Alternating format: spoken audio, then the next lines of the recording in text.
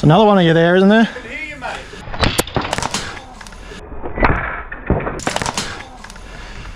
You hit me too. Good trade, good trade. My eyes are watering. I can see the red mark. Fuck me dead. Let's get up close. Oh, yeah. What's up, Nerfers, and welcome back to my channel, where I test blasters like this one outdoors in real world conditions to bring you the results that I want to know. Today I'm taking a look at the Alchemist designed by Sillybutts. It's a 3D printed blaster, not full metal, and it's a mag-fed, pump action, manual springer.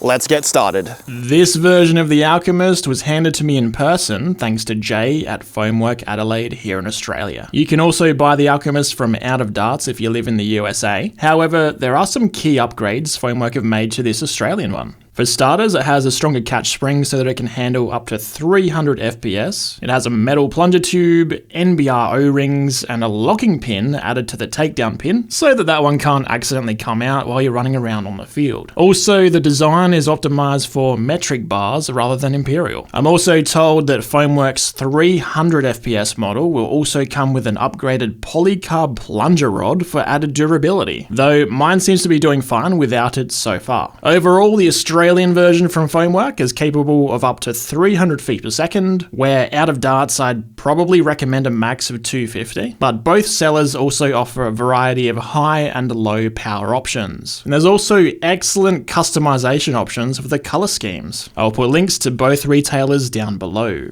Now, the big standout feature of the Alchemist has to be the 7 ball bearings that slide along the barrel when you prime it, making it a very smooth action.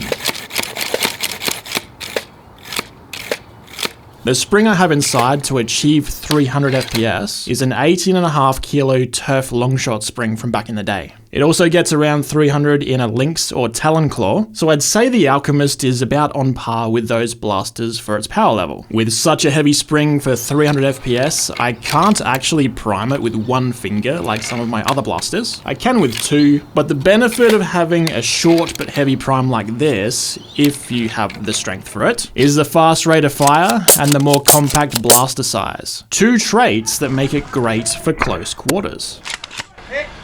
Up front, it uses a 16mm OD, 13mm ID barrel, and because the ball bearings rub along the barrel, I wouldn't personally use anything anodized like Worker or Saber barrels because it'll just rub the coating off. Instead, if you care about the appearance of your barrel, I'd just stick with raw aluminium like the one it comes with. For rifling, I'm using Flag & Armor's 8-degree BCAR, which both Foamwork and Out of Darts sell. It's very quick and easy to attach to the barrel, and it increases accuracy by adding spin to your darts. But because the barrel has a 16mm outer diameter, you can add pretty much any rifling out there. That barrel itself is also just as easy to remove from the blaster. Similar to that Flag & Armor BCAR I just attached, the barrel also uses a locking nut, which you can just loosen a bit and pull it straight out. There's also a screw in the top rail which can clamp down onto the barrel as a secondary holding point. That'll come in handy if your particular choice of barrel is a bit too loose for that locking nut. There is always a little bit of variation between types of barrels in the Nerf hobby. Below the barrel, there's a tensioning nut which forces all of the pieces of the blaster snugly together, giving the Alchemist a very solid feel compared to some other 3D printed blasters you might be used to.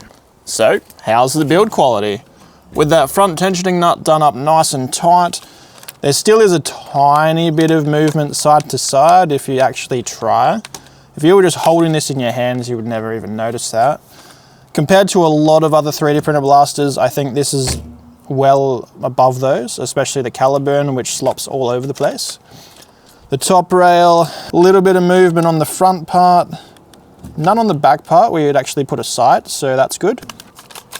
Front grip where those bearings are inside has a little bit of movement around the barrel there, side to side, and the stock, tiniest bit of movement that you'd normally expect in a stock anyway. Overall though, compared to most other 3D printed blasters, I'd say this is fairly sturdy. On the underside, I have a worker vertical foregrip attached. The Alchemist usually comes with a 3D printed angled foregrip, but because I'm using such a heavy spring in mine, I opted for a vertical grip, just because it makes the priming a lot easier. Whichever grip you choose to use, it simply attaches to a small segment of Picatinny rail. On the sides, there's decorative cutouts which are too large to be actual M-LOK, but they do add to the look of the blaster, and I also like the Alchemist logo, which you'll find on both sides of the handguard. Up top, there's the nice long Picatinny rail that I showed you the front of earlier with that barrel nut. It has a channel through the middle which you could use to aim with, but there's also plenty of real estate for adding a 1x red dot sight, so that's what I would recommend doing. On both sides of the blaster, there's windows giving you a very narrow view into the breech. With how thick the priming bars are on the Alchemist, I doubt you could actually use the side window to clear any jams though. I also didn't have any jams, so I struggle to call this a downside unless you like to hand load darts into your barrel from the side sometimes. The Magwell has a nice large flare at the bottom, making inserting your Talon mags an absolute breeze. The breech also uses a skinny pusher, so there's no extra effort required to push the mag in when the breech is closed. On that topic though, here's a clip showing one of my main complaints about the blaster.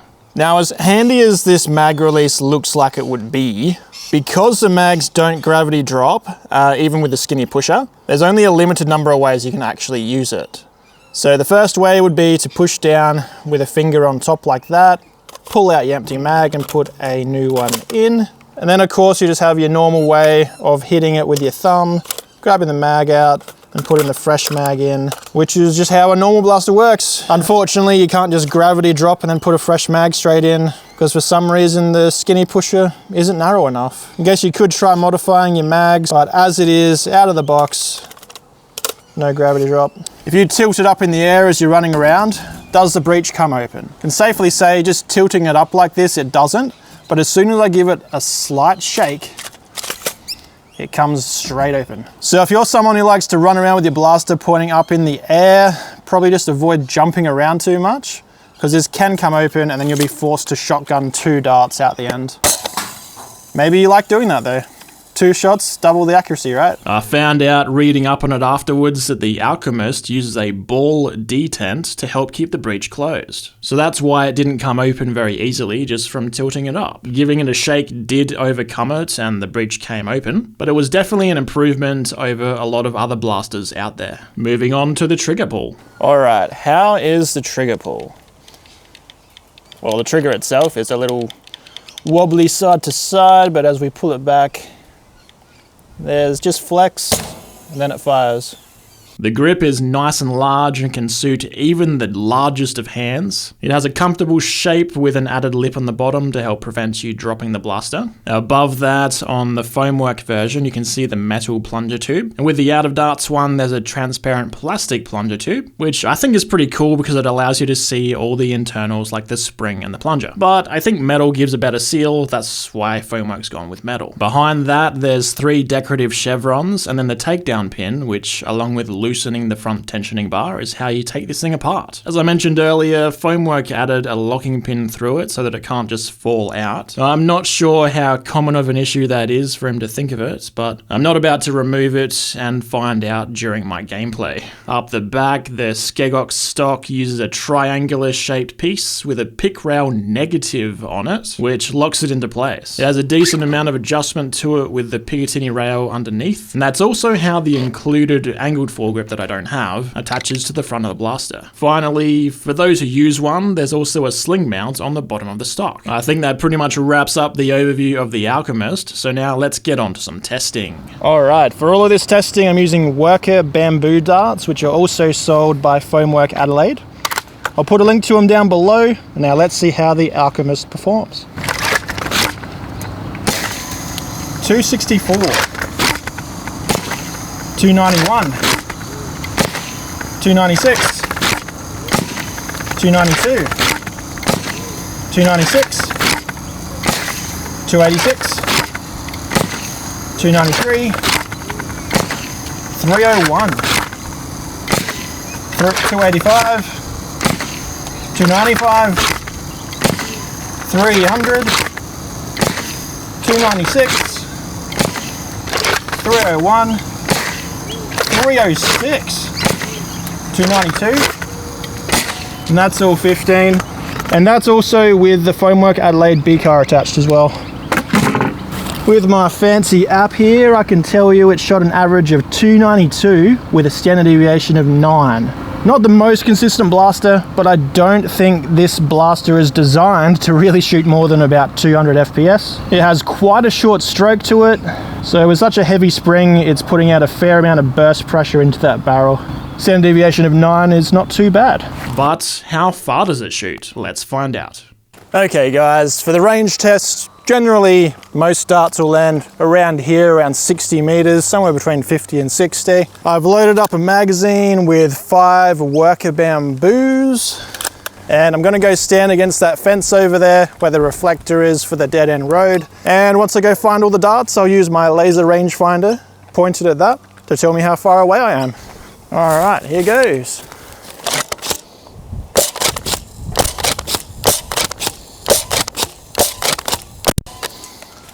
Oh, those look like they went left. Must be a little bit of a breeze coming across from the right to the left. So the first 2 closest ones went 60 meters, and then we have the other 3 all grouped up over here, and they went 68 meters. Not bad. So now that we know it shoots an average of 292 feet per second and goes an average of 64 meters, let's see how it does for accuracy. Okay guys, I'm 30 meters away from my 1 meter diameter round target, which is 100 feet for you American viewers. I've got a shooting beanbag here, which I'll be able to rest the blaster on between shots for a very stable shooting platform. Let's see how it does. That's a very short prime as well. All right. Hit. Listen to those bearings spin as well. Hit, bit lower.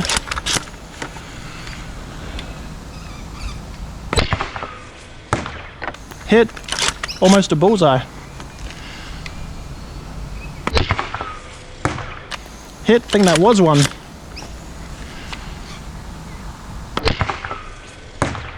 Hit.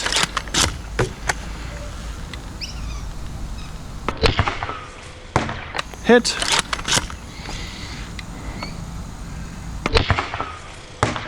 Hit.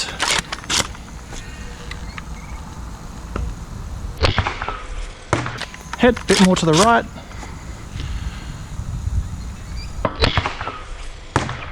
Hit, just above the bullseye, I think. Hit.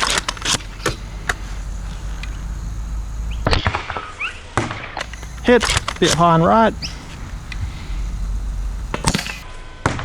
Hit.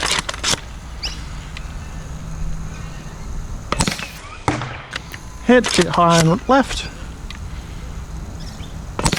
I'm gonna try and not dry fire this. Oh, yep, one more shot left.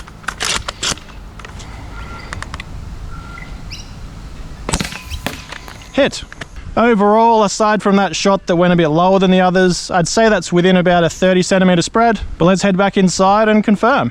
Aside from one shot that dropped lower than the others, that's actually more like a 25 centimeter grouping. Better than I thought. And very impressive for a compact blaster like this one. This blaster is great for CQB, but I'd also consider it worthy of sniper status. So that sounds a bit weird, but I'm going to call it a CQB sniper. But now that I know the velocity, range, and accuracy capabilities of the Alchemist, and after using it in some gameplay, what do I think of it overall? Well, as far as 3D printed pump action springers go, this one has one of the smoothest primes out there thanks to the 7 ball bearings that surround the barrel. The prime is also very short, which makes the blaster itself in turn very short as well. And those two factors combined allow it to absolutely dominate in close quarters, with a fast rate of fire guided by those ball bearings. However, due to that short prime length and therefore kind of mid-range air volume, you need a pretty strong 18.5 kilo spring to get it up to that 300 FPS that I play at. So you better hit the gym if you want to be able to rapid fire it all day long. Oh,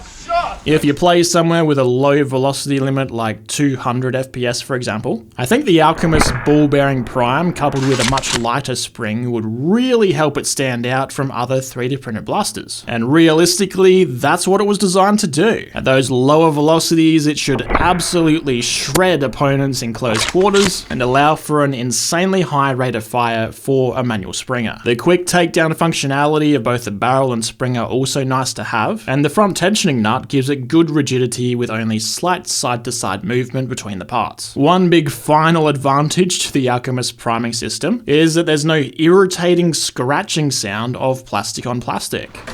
Bang, bang, mate. Bang, bang. I think that alone is a feature good enough to make me choose that over some other 3D printed blasters. To wrap things up, I think the Alchemist is another brilliant design from Sillybutts, and I look forward to testing more designs from them in the future. Find it at both Foamwork here in Australia and Out of Darts in the USA, using the links I'll put down below. That's all I have for you today. Like, comment, subscribe, and all of that. Here's 2 other videos you might enjoy, and as always, thank you very much for watching. See ya!